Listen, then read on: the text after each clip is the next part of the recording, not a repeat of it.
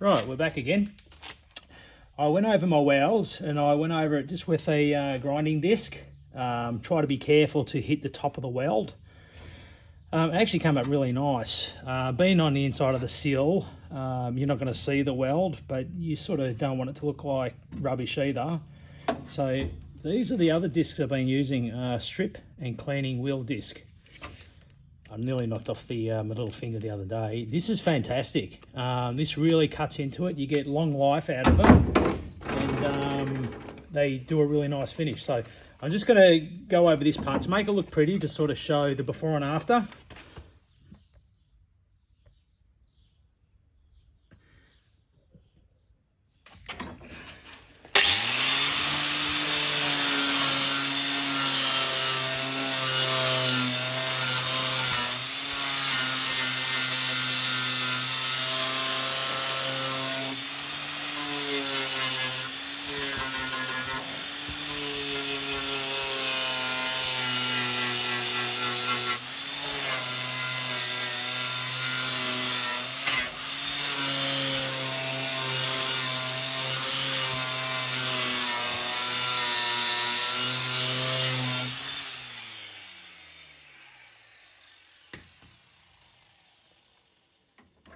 So as you can see, that's turned out quite nice. Got a bit of a thicker weld here, but it goes in more, so it doesn't matter.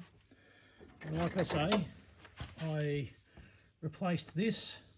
It was plenty thick enough. It probably didn't need to be cut off, but like I say, it was just a process, and because I'm sort of new at it, I just want to get a bit of experience too, but I'm really quite happy with it. That's technically my very first weld-in patch that I've done to the car, or done ever.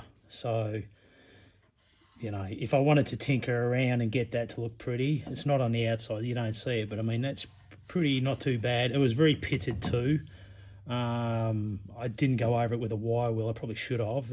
I noticed the welder was splattering a bit. But yeah, that's come out really good.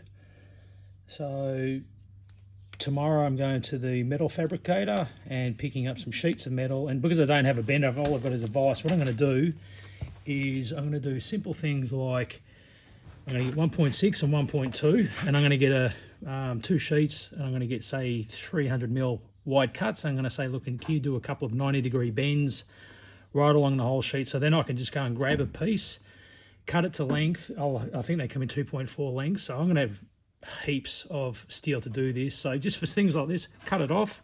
You've got a perfect bend straight off the bat. All you got to do is your little stitch welds, and then I was a bit more aggressive here because it's thicker steel, but yeah, just makes your life a lot easier when you've got all the metal already sort of half bent up.